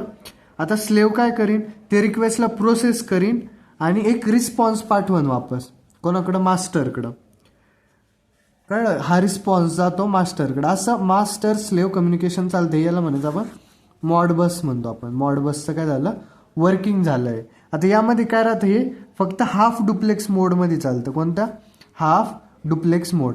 आता हाफ डुप्लेक्स मोड आणि फुल डुप्लेक्स मोड काय असतं सांगा बरं. एक हाफ डुप्लेक्स मोड राहतं आणि एक फुल डुप्लेक्स मोड राहतं, बरोबर. तर हाफ डुप्लेक्स मोड म्हणजे काय, हाफ डुप्लेक्स मोडमध्ये काय राहतं की तुम्ही एका टायमिंगला एकच पाठवू शकता, एक तर ही रिक्वेस्ट जाईल किंवा मग ही रिक्वेस्ट येईल, बरोबर. दोन्ही एक सोबत येणार नाही, त्याला म्हणायचं हाफ डुप्लेक्स मोड. आणि ज्या कंडिशनला दोन्ही रिक्वेस्ट म्हणजे रिक्वेस्ट आणि रिस्पॉन्स एकाच वेळेस चालतो त्याला म्हणायचं फुल डुप्लेक्स मोड. कळलं का, हाफ डुप्लेक्स मोड आणि फुल डुप्लेक्स मोड. तर हे काय वर्किंग झालं मॉडबस. इथे एकदा वाचून घ्या तुम्ही, तुम्हाला कळून जाईल, कळलं. आता यानंतर आपण काय बघणार आहोत, मॉडबसचे डेटा मॉडेल. आता मॉडबसचे डेटा मॉडेल काय, मॉडबस ऑर्गनायझेस डेटा इन 4 टेबल्स. एक तर डेटा टाईप मग ॲक्सेस टाईप आणि एक्झाम्पल यूज असतं. डेटा टाईपमध्ये काय राहतं, कॉइल्स असता, कॉइल्समध्ये काय राहतं, आता एक तर रीड करू शकतो किंवा राईट करू शकतोय. त्याचं एक्झाम्पल काय, डिजिटल आउटपुट, ते ऑन ऑफ असतं. आणि डेटा टाईप समजा दुसरा आहे कोणता, डिस्क्रीट इनपुट, त्यामध्ये फक्त रीड ओनली ऑपरेशन असतं. आणि ते डिजिटल इनपुटमध्ये एक्झाम्पल काय, स्विचेस आहे, बरोबर. इथं इनपुट रजिस्टर ते फक्त रीड ओनलीसाठी असतं. आणि एक्झाम्पल काय, analogue sensor values. Holding register read राईटसाठी असतं, त्यासाठी सेट पॉईंट्स आणि कॉन्फिगरेशन. कळलं इथपर्यंत. आता कोणतं आहे, मॉडबस कम्युनिकेशन मॉडेल. आता मॉडबस कम्युनिकेशन मॉडेलमध्ये 3 इम्पॉर्टंट आहे. कोणतं, मॉडबस RTU, मॉडबस ASCII आणि मॉडबस TCP/IP. पहिलं बघूया मॉडबस RTU. मॉडबस RTU मध्ये काय असतं, रिमोट टर्मिनल युनिट आहे. काय ते, रिमोट टर्मिनल युनिट आहे. म्हणजे बायनरी डेटा फॉर्मॅट असतो, त्यामध्ये कॉम्पॅक्ट आहे आणि फास्टर आहे. आणि हे सिरियल कम्युनिकेशनमध्ये यूज होतं. आता मॉडबस RTU यूज झाला. RTUचं फुल फॉर्म काय, रिमोट टर्मिनल युनिट. आता मॉडबस आस्की काय, याला आस्की नाव का पडलं, कारण डेटा एन्कोडेड कशात असतो, आस्की कॅरेक्टरमध्ये असतो आणि हे इझियर टू डिबग आणि स्लोअर आहे थोडंसं. बरं. मॉडबस TCP/IP काय, runs over Ethernet network, allows easy integration with modern IoT cloud system. हे इथरनेट नेटवर्क्सवरती रन करतं आणि easy integration with modern IoT cloud system असते. याला क्लाउड सिस्टम माहिती ना, की जिथं आपण डेटा स्टोअर करू शकतो, हे त्याला म्हणायचं क्लाउड सिस्टम. कळलं.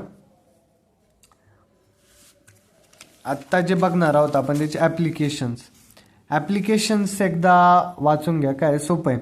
इंडस्ट्रियल ऑटोमेशन अँड फॅक्टरी इक्विपमेंटमध्ये असतं. Supervisory control and data acquisition असतं. Smart grids and energy management असतं. बिल्डिंग ऑटोमेशन असो, मॉनिटरिंग कंट्रोल, सेन्सर्स, ॲक्च्युएटर्स आणि IoT, या सगळ्या गोष्टींसाठी मॉडबस आपण यूज करतो. ॲप्लिकेशन वाचून घ्या, एकदम इझी आहे, तुम्हाला इझी समजून जातील. कळलं इथपर्यंत. मॉडबस कळलं. आता कशासाठी यूज होतं सांगा बरं मॉडबस. जिथं समजा इंडस्ट्रियल सिस्टम असो, एखादी फॅक्टरी असो, तिथले जे युनिट्स असतात किंवा मग जे ऑब्जेक्ट्स असतात किंवा मग जे काय म्हणतो आपण मशिनरीज असतात, ते एकमेकांसोबत त्यांचं कम्युनिकेशनसाठी आपण काय यूज करतो, मॉडबस यूज करतो. कळलं. आता नेक्स्ट क्वेश्चन काय आपला, what is MQTT and explain in detail. MQTT काय, मेसेज क्वेईंग टेलिमेंटरी ट्रान्सपोर्ट. काय फुल form, message queuing telemetry transport. ते लाईट वेट आहे आणि कोणत्या याच्यावर चालतं, ते पब्लिश सबस्क्राईब मॉडेलवरती चालतं.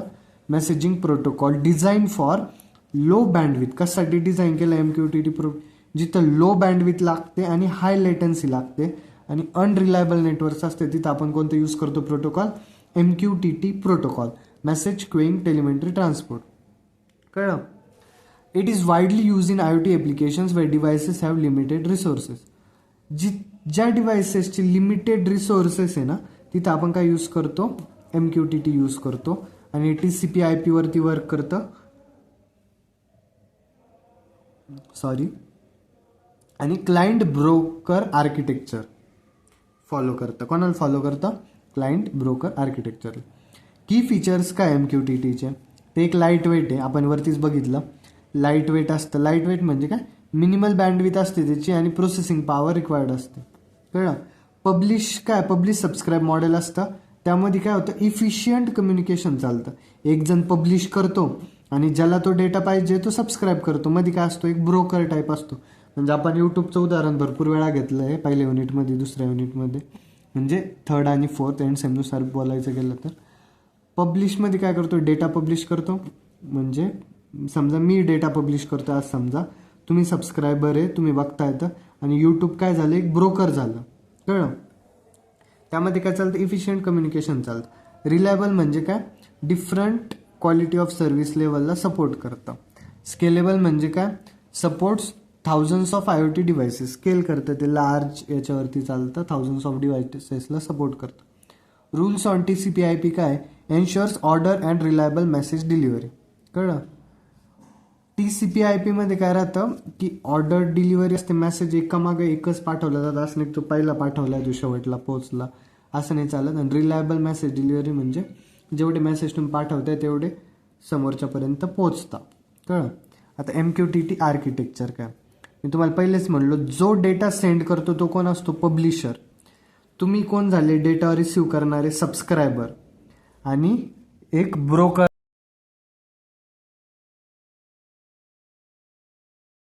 एक काय असतो, ब्रोकर असतो. ब्रोकर काय करतो, जो दोन्हींना मॅनेज करतो. आता मी काय म्हटलो की, आता समजा मी तुम्हाला डायरेक्ट उदाहरण समजून सांगतो. काय, समजा तुम्ही झाले, नाही मी झालो काय, पब्लिशर, बरोबर. मी काय केलं, एक व्हिडिओ पब्लिश केला. एक समजा IoTचाच व्हिडिओ जर आपण जो शूट करतोय तो कुठं जाईन, पहिले यूट्यूबकडे जाईन, बरोबर. यूट्यूबकडे गेल्यानंतर कुठे येणार आहे, तो तुमच्याकडे येईन. तुम्ही कोण आहे, सबस्क्रायबर, बरोबर. सबस्क्रायबर आहे, तर पब्लिशरचं काम काय झालं की सेंड करणं, आणि यूट्यूब काय झाला मग इथं ब्रोकरचं काम करतोय. ब्रोकर काय करतो, पब्लिशरकडून डेटा घेतो आणि सबस्क्रायबरला डेटा देतो. कळलं, ब्रोकरचं काम.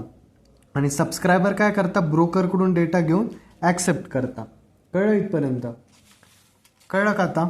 एकदम सोप्या लँग्वेजमध्ये सांगितलं. आत्ता जे बघणार आहोत आपण MQTT कम्युनिकेशन मॉडेल. आता MQTT कम्युनिकेशन मॉडेल काय आहे ते पण सोपं आहे एकदम. आता काय पब्लिश सबस्क्राईब मॉडेलच राहतं त्यामध्ये. पब्लिशर डेटा सेंड करतो एखादा टॉपिक, सबस्क्रायबर सबस्क्राईब करतो त्या टॉपिकला आणि ब्रोकर काय करतो त्या मेसेजचं डिस्ट्रीब्युशन. जे सांगितलं तेच आहे, दुसरं काही वेगळं काही नाही त्याच्यात. क्वालिटी ऑफ सर्व्हिस काय लेवल्स इन MQTT.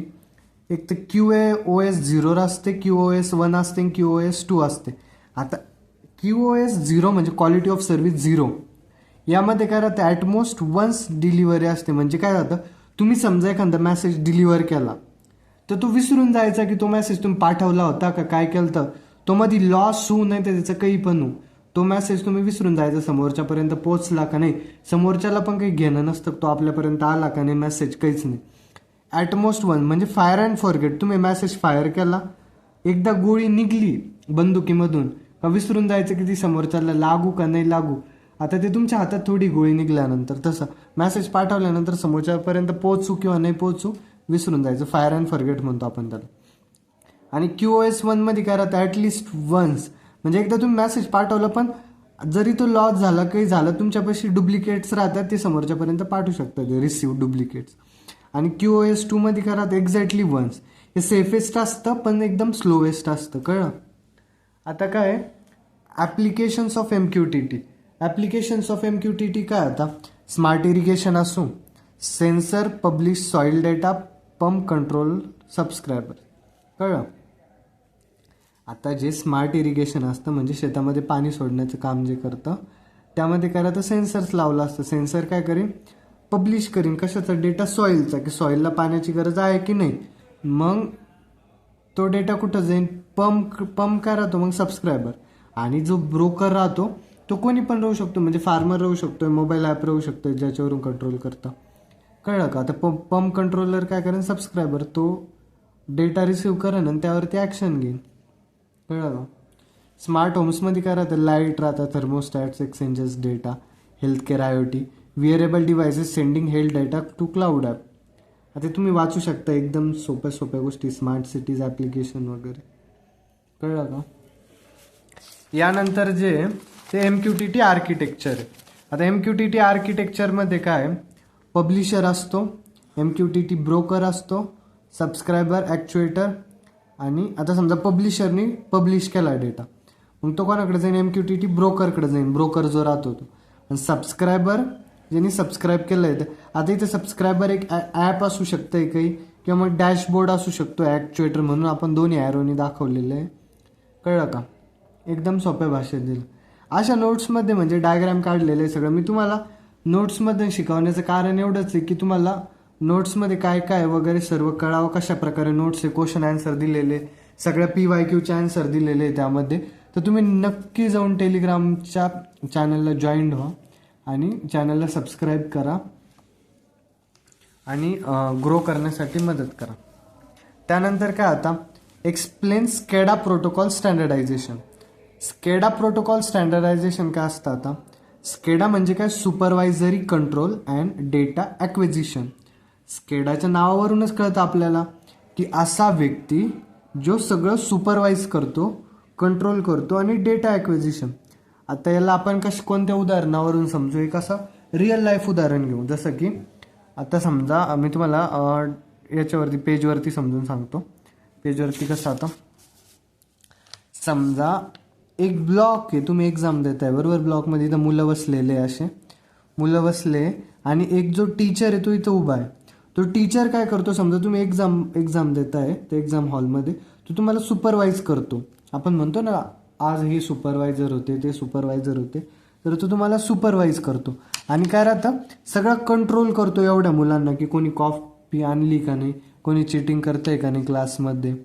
आत्ता आणि डेटा ॲक्वायर करतो तो की समजा एखाद्याने इकडं तिकडं बघितलं मुलांनी वगैरे तर डेटा ॲक्विजिशन वगैरे.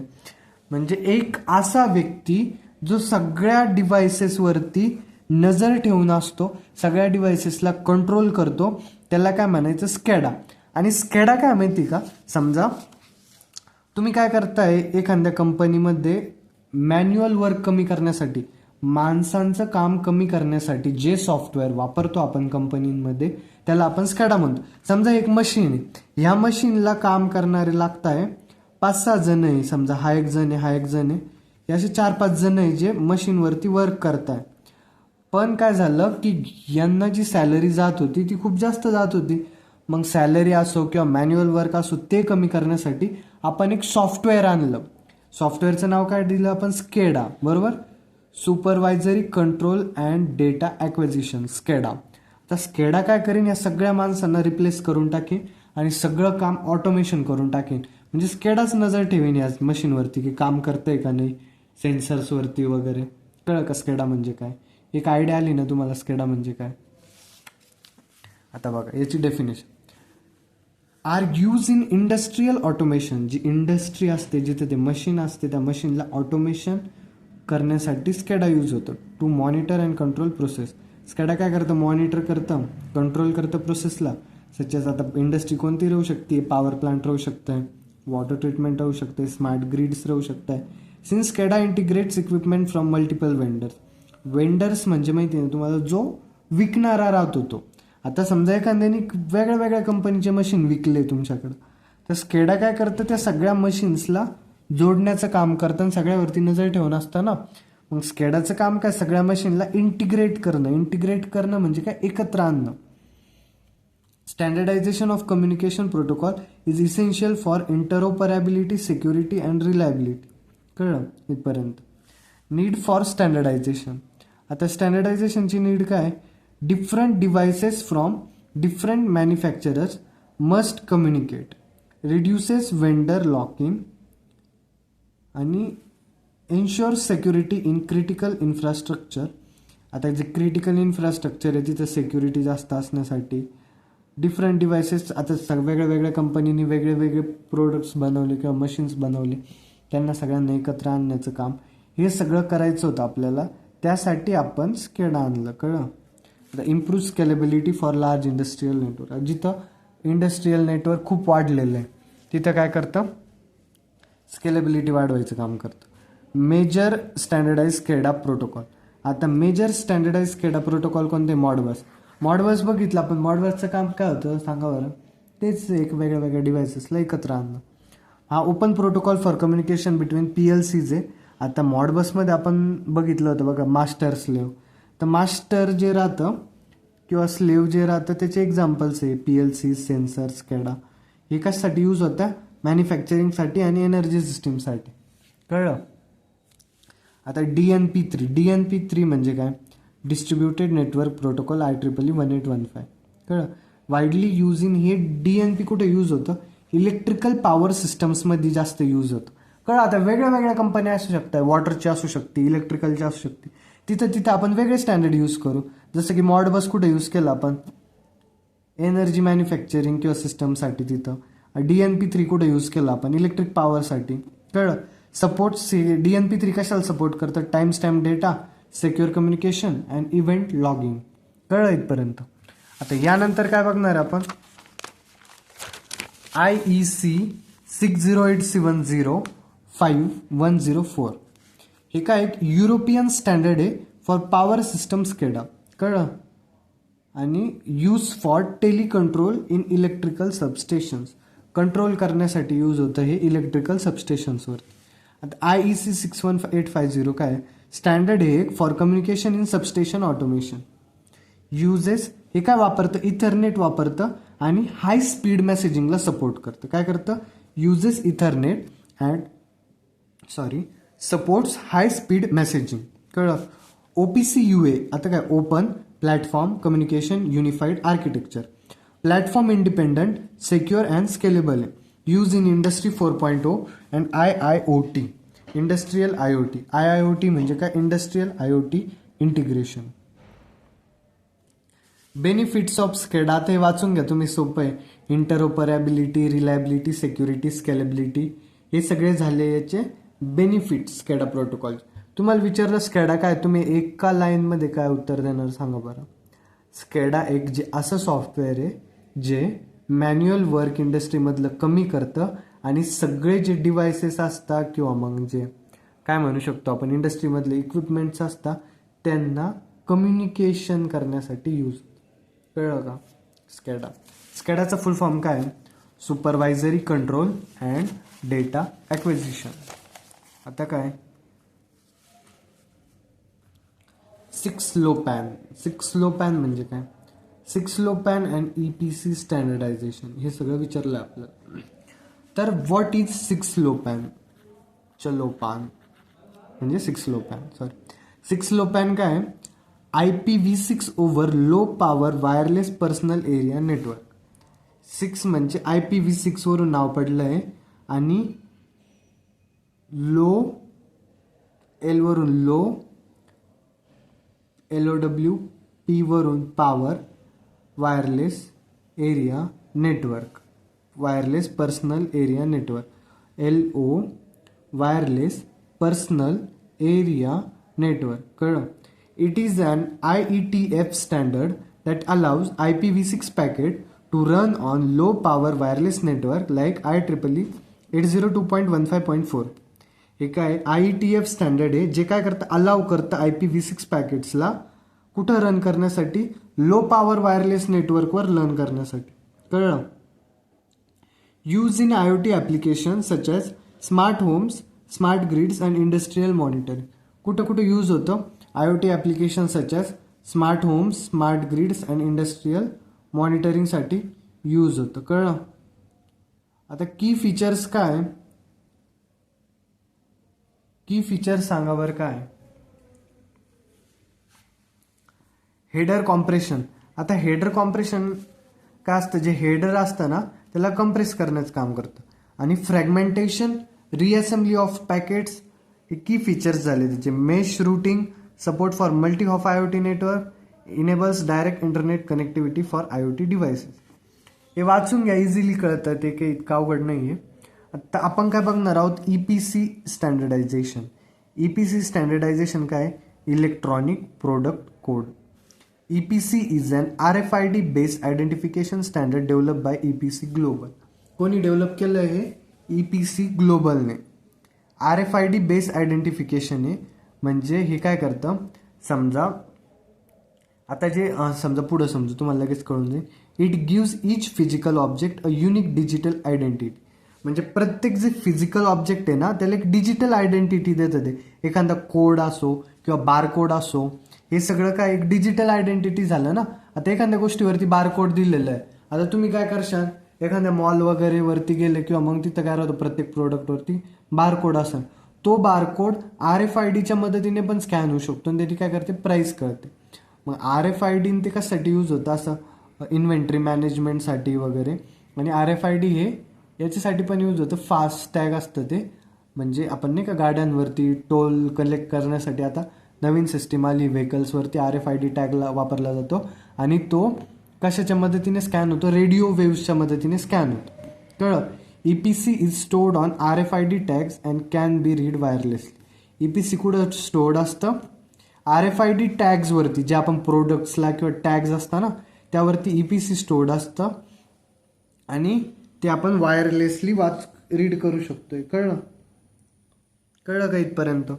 आता याच्यानंतर काय बघणार आहोत आपण? EPC standardization includes. आता EPC स्टँडर्डायझेशन काय काय इन्क्लूड करतं ते बघणार आहोत. आता बघा, EPC कोड्स असता format for product identification. EPC कोडचं कळलं? फॉर्मॅट फॉर प्रोडक्ट आयडेंटिफिकेशनसाठी जो कोड असतो त्याला EPC कोड म्हणतात. EPC information services, standard for sharing EPC data across enterprises. काय EPC इन्फॉर्मेशन सर्व्हिसेस काय? असं एक स्टँडर्ड आहे जे sharing EPC data across enterprises. EPC global architecture framework ensures interoperability between RFID devices. जे EPC ग्लोबल आर्किटेक्चर फ्रेमवर्क आहे ते काय करतं? एन्श्योर करतं, खात्री करतं की interoperability between RFID devices and enterprise system.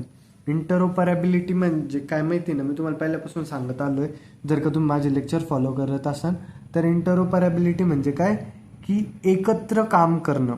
म्हणजे आता IoT सिस्टम्स जे राहते वेगळे वेगळे त्यांना एकत्र काम करवणं किंवा मग एक रूल लावणं सगळ्यांसाठी, त्याला म्हणतो आपण interoperability. Plays a major role in supply chain management. मी तुम्हाला पहिलेच म्हणलो की काय राहतं, RFID टॅग जो राहतो किंवा EPC कोड जो राहतो ना, तो प्रत्येक ऑब्जेक्टवरती राहतो, डिजिटल कोड म्हणून. तर ते इन्व्हेंटरी सप्लाय चेन मॅनेजमेंटसाठी, लॉजिस्टिक इन्व्हेंटरी ट्रॅकिंगसाठी यूज होतं. आता डिफरन्स दिला 6 स्लो पॅन वर्सेस EPC मध्ये. आता हे तेच आहे आपण जे शिकलो ते हेल्थ केअर वगैरे याच्यासाठी यूज होतं. हे फिजिकल ऑब्जेक्टवरती टॅग असतं, हे EPC ग्लोबल, IETF हे सगळं शिकलो आपण. आता एकदम डिफरन्स वाचून घ्या फक्त, एकदम इझी आहे. यानंतर काय, यानंतर आपण बघणार आहे आता M2M बघणार आहे आपण. कळलं M2M काय असतं सांगा बरं.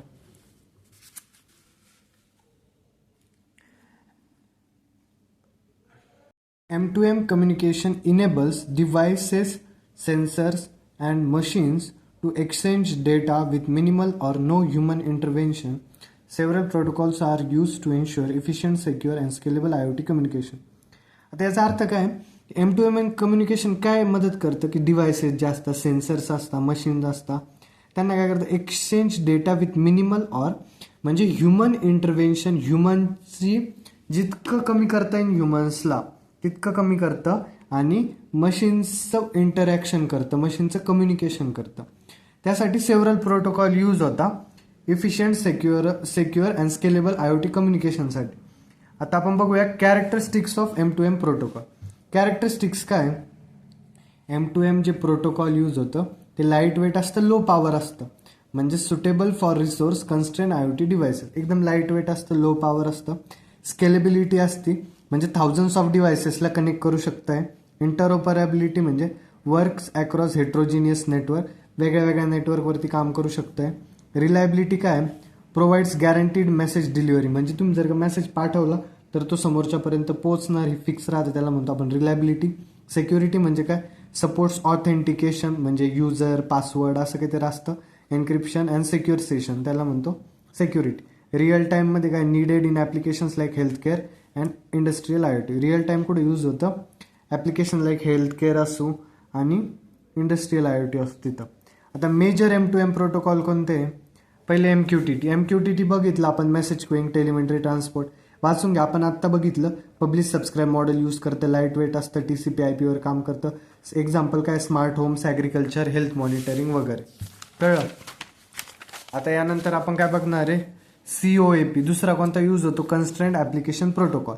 कन्स्ट्रेंट ॲप्लिकेशन प्रोटोकॉलची फंक्शनॅलिटी काय, वेब ट्रान्सफर प्रोटोकॉल आहे, आणि यूज कुठं होतो, स्मार्ट लाईटवरती, होम ऑटोमेशनवरती. फीचर्स काय, रेस्ट बेस्ड आहे, सपोर्ट म्हणजे रेस्ट बेस्ड जे असतं ना त्यामध्येच आपण हे मेसेज राहते, गेट, पोस्ट, पुट, डिलीट वगैरे. कळलं. आपल्याला समजा डेटा फेच करायचा असेल, सेंड करायचं असेल, त्यासाठी यूज होतं. किंवा मग आपण कसं डोर लॉक, डोर ओपन बघितलं होतं IoTच्या युनिट 3 मध्ये, त्यामध्ये होतं हे. आता AMQP मध्ये काय, ॲडव्हान्स मेसेज क्यूइंग प्रोटोकॉल. याची फंक्शनॅलिटी काय, हा पण एक वेब ट्रान्सफर प्रोटोकॉल आहे, जो कुठे यूज होतो, इंडस्ट्रियल IoT किंवा मग फायनान्शियल ट्रान्झॅक्शनमध्ये. याचे फीचर्स काय, सिक्युरिटी असन, रूटिंग असन, गॅरंटीड डिलिव्हरी असन. DDS काय, डेटा डिस्ट्रीब्युशन सर्व्हिस आहे, जिची functionality real time data exchange with publish subscribe model. काय करतं हे data distribution service, real time data exchange करतं. कोणत्या मॉडेलद्वारे, publish subscribe मॉडेलद्वारे. Publish subscribe model कळायला तुम्हाला. आणि जे 4 मॉडेल बघितले होते आपण IoT मध्ये युनिट 3 मध्ये, जर का तुम्ही पहिला व्हिडिओ बघितला असेल तर तुम्हाला नक्की अजून डीपमध्ये कळेल. युनिट 3 नक्की बघा, माझं एकदम भारी शिकवलं आहे. त्यामध्ये सगळे मॉडेल्स, IoTचे 4 पिलर्स म्हणजे M2M, SCADA वगैरे ते आहे. आणि म्हणजे ते तिथं कळले तर तुम्हाला इथं एकदम इझी जातं समजण्यामध्ये. कळलं. आता नंतरचा कोणता आहे, XMPP म्हणून आहे. XMPP काय आहे, एक्सटेन्सिबल मेसेजिंग अँड प्रेझेन्स प्रोटोकॉल. त्याची फंक्शनॅलिटी काय आहे, messaging protocol adapted for IoT. Use कशामध्ये असतं, smart appliances, consumer IoT. Features काय, सिक्युअर, एक्सटेन्सिबल प्रेझेन्स डिटेक्शन. कळलं. आता यानंतर काय बघणार आपण, याची डायग्रॅम आहे बघा. प्रत्येक क्वेश्चन खाली, म्हणजे जास्तीत जास्त, प्रत्येक नाही म्हणता येणार पण जास्तीत जास्त क्वेश्चन खाली मी डायग्राम काढण्याचा प्रयत्न केला. आता M2M कम्युनिकेशन कोर काय, DDS वापरतो, XMPP वापरतो, AMQP वापरतो, COAP वापरतो, MQTT वापरतो. कळलं इथपर्यंत. आता यानंतरचं काय, यानंतर जो प्रश्न आहे आपला मॉडेल्सचाच प्रश्न आहे हा, पण बघितला होता पण मी डबल लिहिला गेला आहे नोट्समध्ये.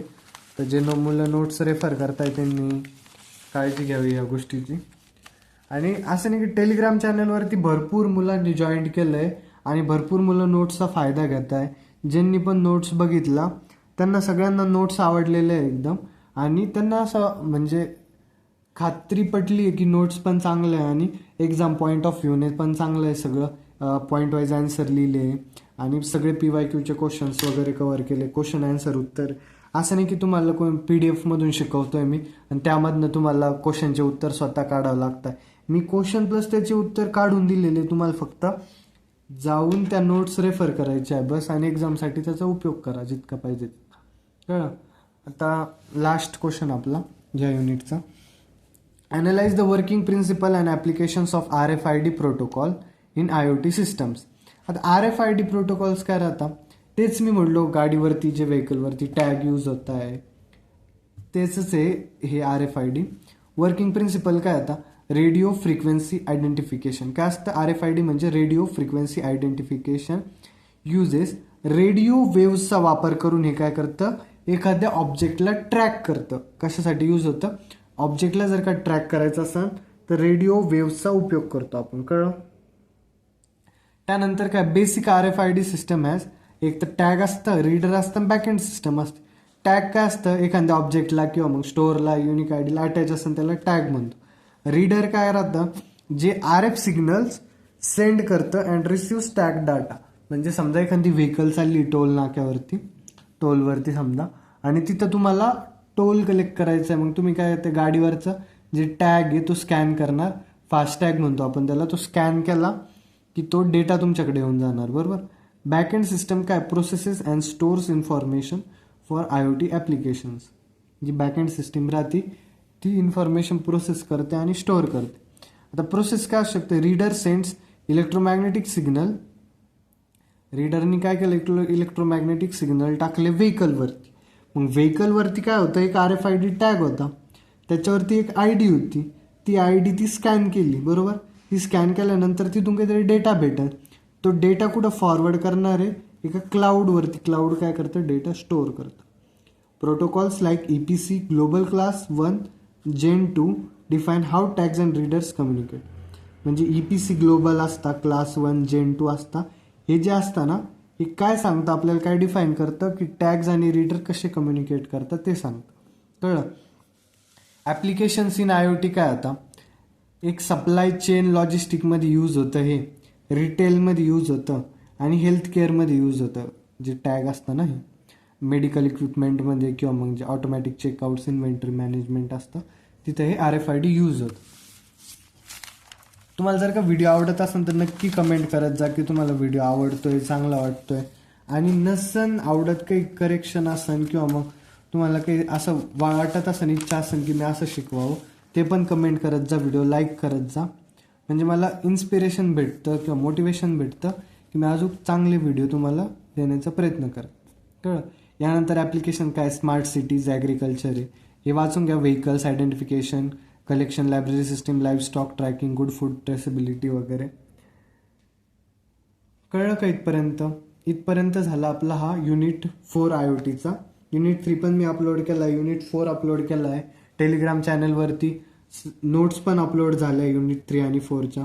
नक्की लाभ घ्या त्याचा. थँक्यू.